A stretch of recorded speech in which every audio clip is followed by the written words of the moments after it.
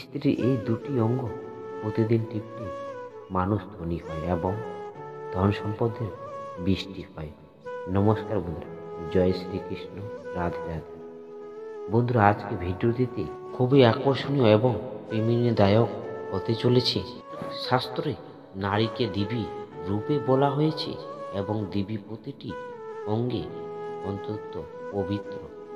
আজ আমরা আপনাকে নারীর এমন দুটি অঙ্গ সম্পর্কে বলবো, যদি কোনো নারীর এই অঙ্গ দুটি প্রতিদিন টিপে এবং জিভ দিয়ে স্পর্শ করে, তবে দেবী লক্ষ্মী সর্বদা তার বাড়িতে বাস করেন এবং দেবী লক্ষ্মী আশীর্বাদ সর্বদা তার উপর থাকেন। অসম্পূর্ণ অর্থ অভিশাপের মতো, তাই ভিডিওটি শেষ পর্যন্ত শুনুন বন্ধুরা। এক সময় ভগবান ভোলানাথ কৈলাস পর্বতে বিশ্রাম নিচ্ছিলেন। তখন মা গৌরী তার কাছে এসে ভগবান ভোলানাথকে বললেন, হে ভগবান, আজ আমি আপনার কাছে একটি প্রশ্নের উত্তর জানতে এসেছি। দয়া করে আমাকে সেই প্রশ্নের উত্তর দিন। তখন ভগবান ভোলানাথ বললেন, হে দেবী, বলো তোমার প্রশ্ন কি?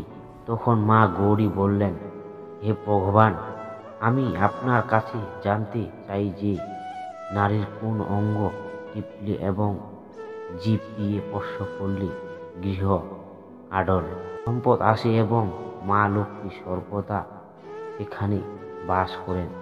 মা গৌরী কথা শুনে ভগবান ভোলানাথ তাকে বললেন, হে দেবী, আজ আমি তোমাকে একটি গল্প বলছি, তার মাধ্যমে তুমি তোমার প্রশ্নের উত্তর পাবে। তাই গল্পটি শেষ পর্যন্ত শোনো। তারপর ভগবান ভোলানাথ মা গৌরীকে গল্প শোনাতে শুরু করলেন এবং তিনি বললেন, হে দেবী, একটি গ্রামে রাকেশ নামে এক দারিদ্র ব্যক্তি বাস করতেন। তারা বাড়িতে এতটাই অভাব ছিল যে তারা ঠিক মতো খাবার পেত না এবং পরার মতো ভালো কোনো পোশাকও ছিল না তাদের। তিনি অনেক চেষ্টা করে এবং কঠোর পরিশ্রম করেও তাদের এই অভাব দূর করতে পারেনি।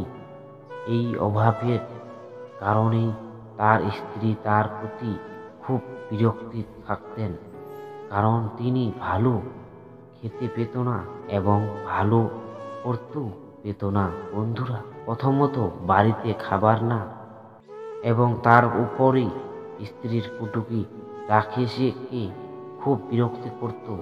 এমন পরিস্থিতি রাকেশ বুঝতে পারত না তার কি করা উচিত।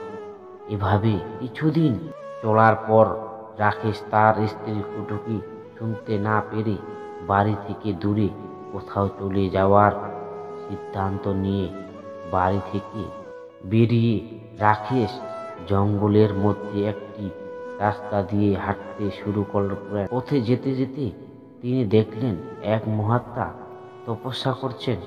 রাকেশ গিয়ে সেই মহাত্মার কাছে বসে কাঁদতে লাগলেন।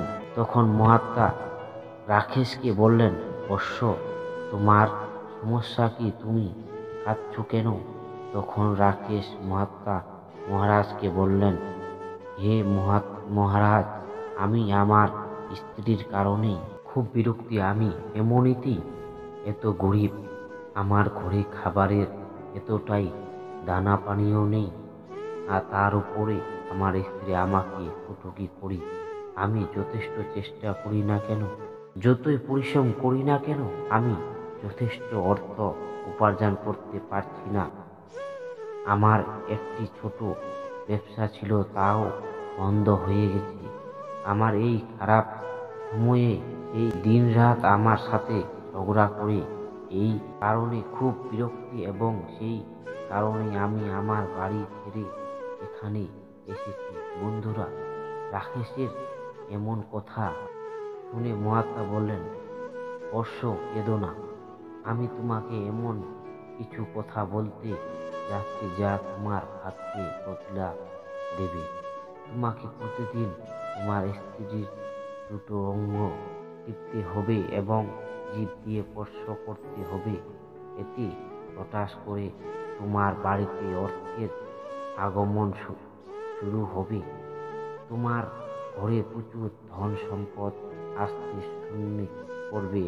শুরু করবে এবং তুমি অল্প সময়ের মধ্যেই অনেক ধনী হয়ে যাবে। যে পুরুষ তার স্ত্রীর এই অঙ্গ টিপে এবং জিভ দিয়ে স্পর্শ করে তার বাড়িতে কখনোই অর্থের যাবার চায় না বা তার বাড়িতে কখনো ঝগড়া হয় না। তিনি যদি কোনো ব্যবসা করেন সেখানেও সর্বদা অগ্রগতি থাকে। সাধু মহারাজের মুখে এমন কথা শুনে